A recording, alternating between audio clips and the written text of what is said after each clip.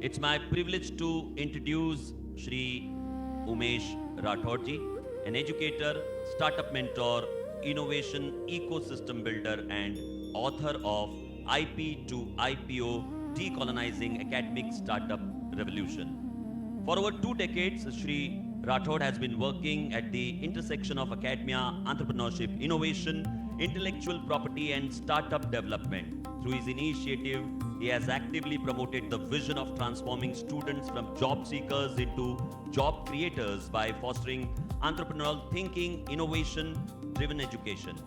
As the founder of Lean Campus Startups Foundation, he has collaborated with educational institutions, industry leaders, policymakers, investors, and startup founders to build bridges between research, innovation, and commercialization. His work focus on enabling universities and innovators to connect ideas into intellectual property, startups, scalable enterprises, and ultimately wealth creation. His book, IP to IPO, presents a bold vision for India's academic startup revolution and serves as a roadmap for transforming innovation into economic and social impact.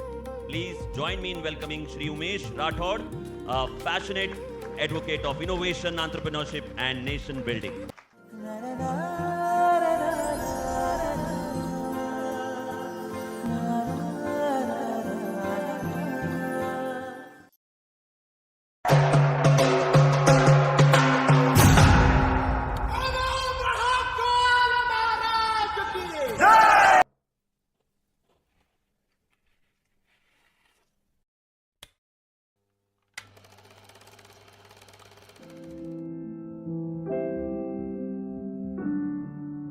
Some journeys are measured by success, some by titles, and some by wealth.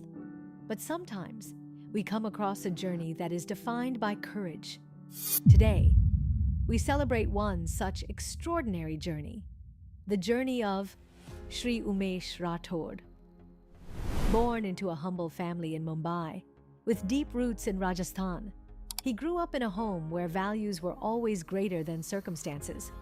His grandfather, Shri Ram Sukhji, came to Mumbai as a textile mill worker, while the blessings of grandmother Srimati Parvati Baiji remained a constant source of strength.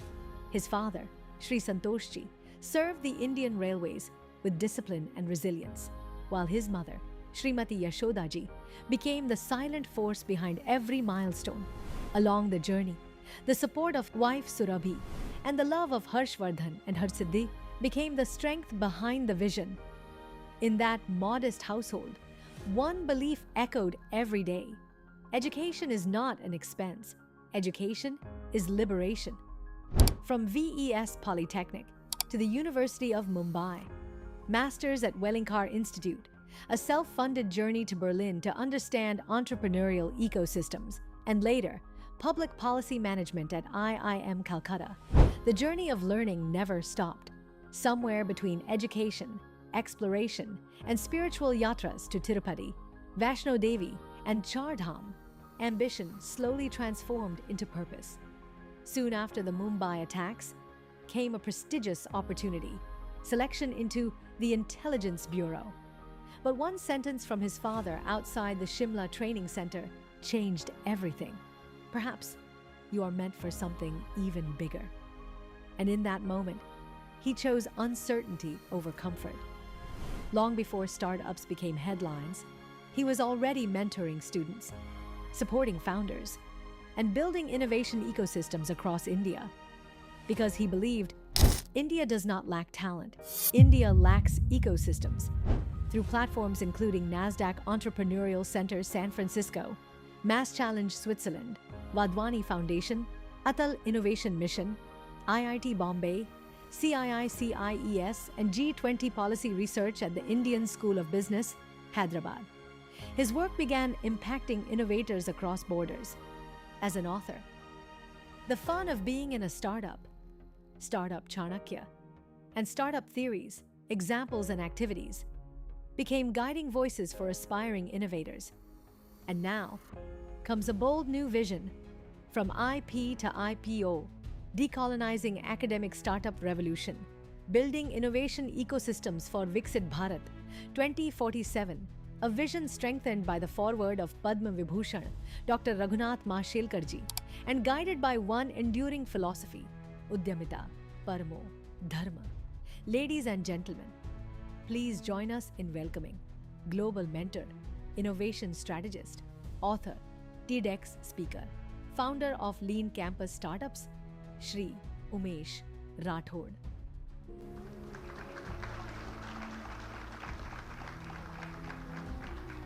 Thank you so much.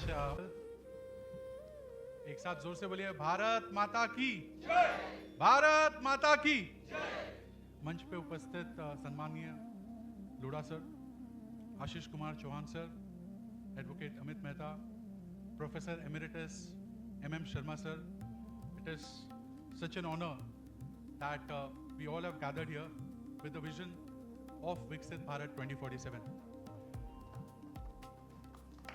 Yeah, I think that deserves a louder applause.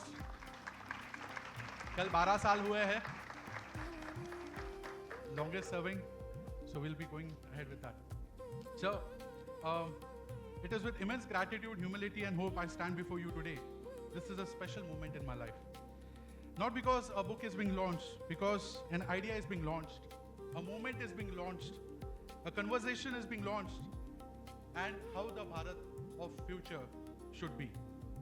A conversation that every university must have, every faculty member sitting over here and in the campuses, startup founders, policymakers, investors who are here, and the students. Because the question before us is simple.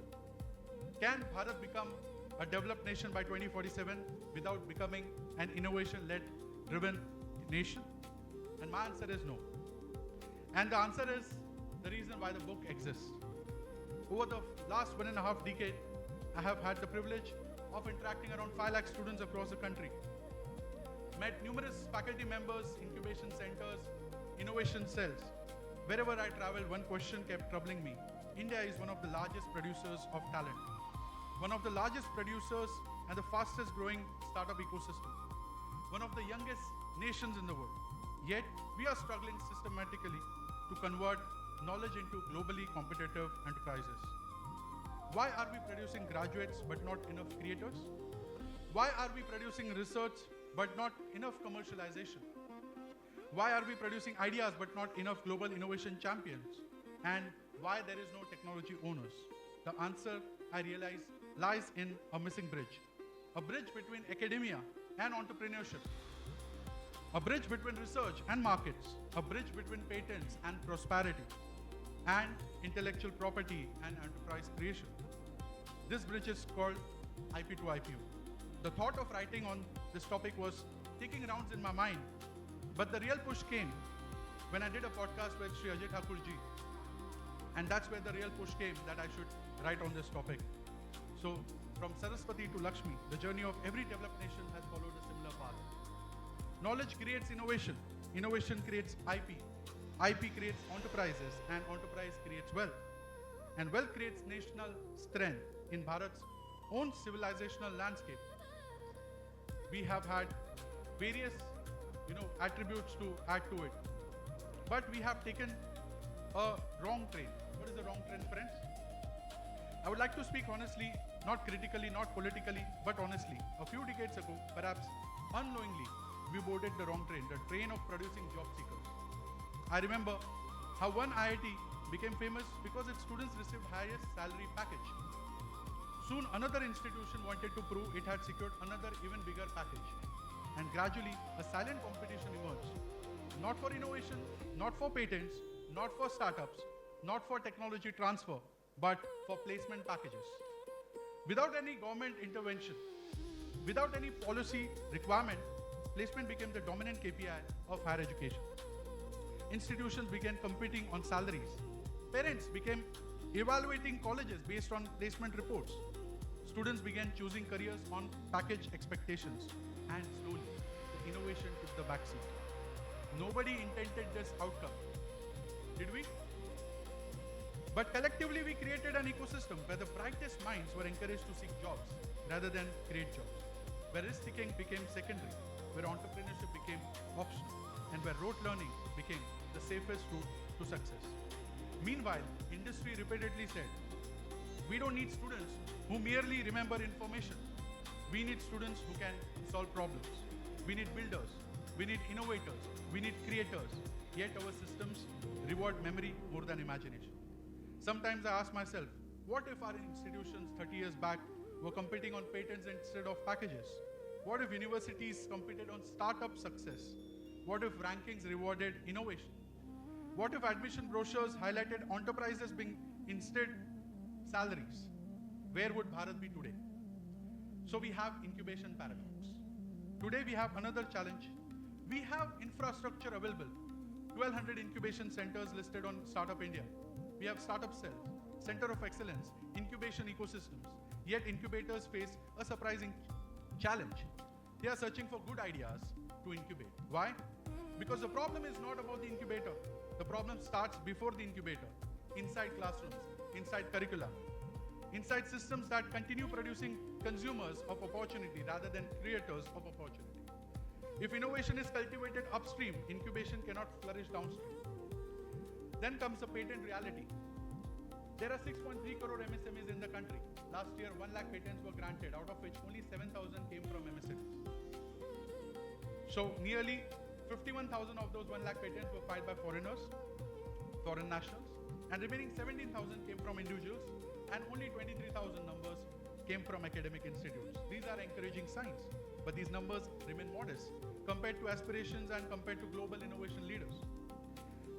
The question is not where India is improving. The question is where India is improving not enough, or how fast it can do it.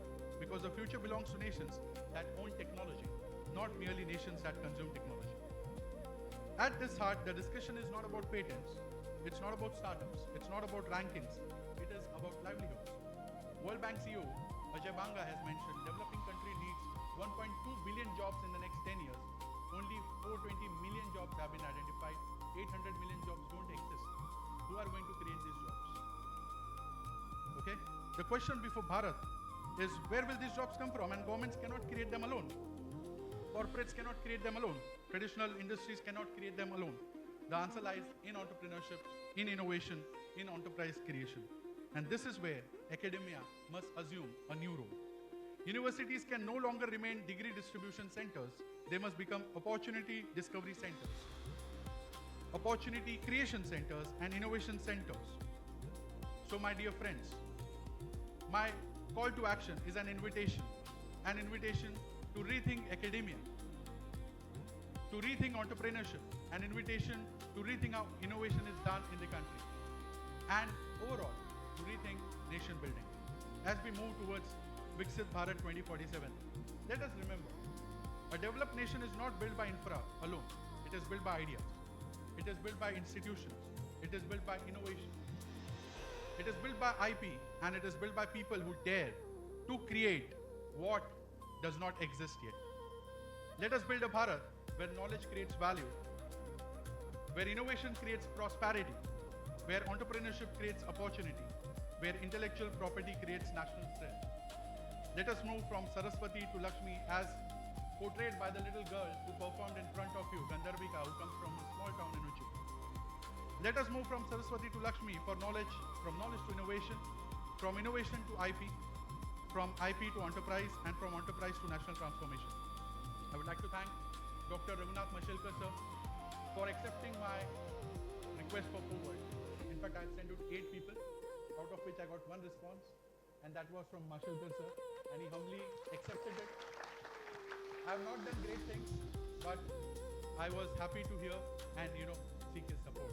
So the book has been developed under his guidance and mentoring. I'm also happy that Professor M.M. Sharma, who happens to be the mentor of Dr. Raghunath Mashelkar, to be here in this August gathering. A huge applause for sir. To Ashish sir, who has been the forefront of the derivative and the father of the derivative market. So can we have a huge applause for Ashish sir? For Mangal Prabhat sir for driving innovation and entrepreneurship at the core. We are the financial and technology hub of the country. And to be at that momentum, sir, we require your guidance and support always. We anticipate that, and with your blessings, I hope we will be able to do that. To Advocate Amit Mehta sir, what a resounding opening remark. None of it would have been possible without him. And then again, thanks to NSC team for hosting us here today, everyone from the team who has been contributing for this initiative, and a huge applause for all the awardees who are going to receive their awards today. Thank you so much. Jai Hind, Jai Bharat, Jai Bharat. So much for that profound insight. मुझे ऐसा लगता है कि तालियां और बेहतर हो सकती हैं, और उमेश राठौड़ जी को सुनने के बाद ऐसा लगता है कि ये 4 पंक्तियां तो जरूर कहनी चाहिए कि परिंदों की असली उड़ान अभी बाकी है, अभी तो नापी है मुट्ठी भर जमी, अभी पूरा आसमान बाकी है।